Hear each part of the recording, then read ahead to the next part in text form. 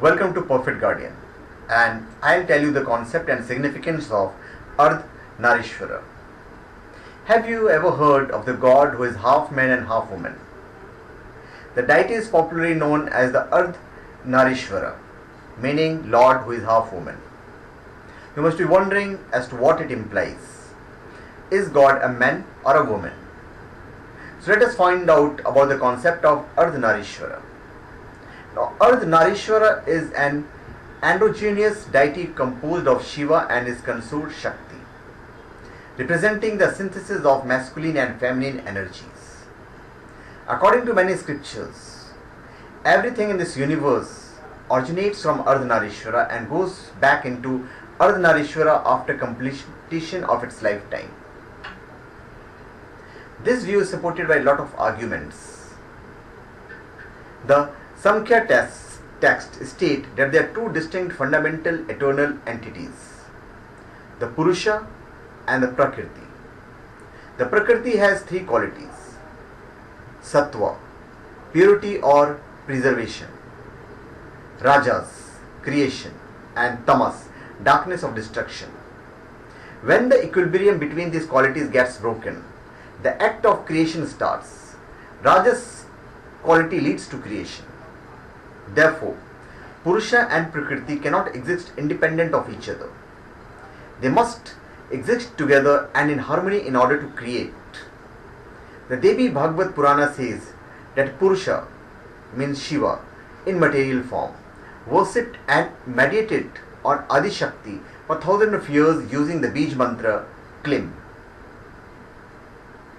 See that incarnated in front of him in the form of Siddhitri, from the left half of Lord Shiva. The same Purana mentions Parvati, the goddess of power and beauty, which is considered her Sagun Sarupa, human form. This is to say, Parvati is seen as the truest material form of goddess, possessing the three qualities, Sattva, Rajas or Tamas. From the union of Purusha and Prakriti emerged all other gods and goddesses. Lord Vishnu thus became the preserver of creation. From the navel of Vishnu emerged Brahma, who took a few elements of Prakriti to create life, and so he became the creator.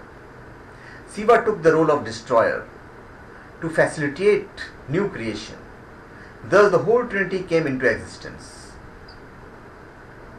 The Shiva Purana describes that the creator Brahma created all male beings, the Prajapatis, and told them to regenerate, which they were unable to do.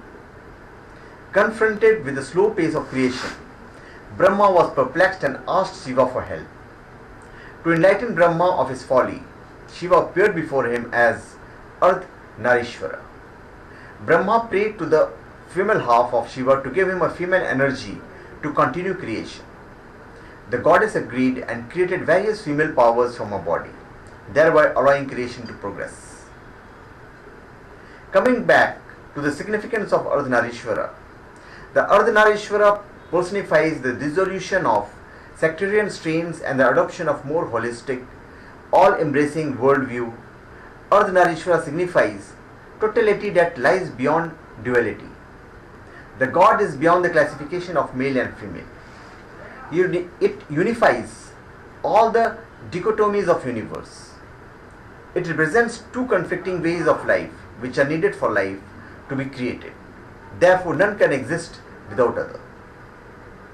Across cultures, hermaphrodite figures like Ardhanarishvara have traditionally been associated with fertility and abundant growth. In this form, Shiva in his eternal embrace with Prakriti represents the eternal reproductive power of nature, whom he regenerates after she loses her fertility. It also answers the question as to why a wife must always sit at the left hand side of her husband.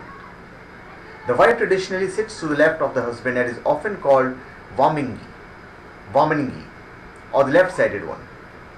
The left side is the location of the heart and is associated with feminine characteristics like institution and creativity, while the right is associated with the brain and masculine traits, logic, value and systematic thought.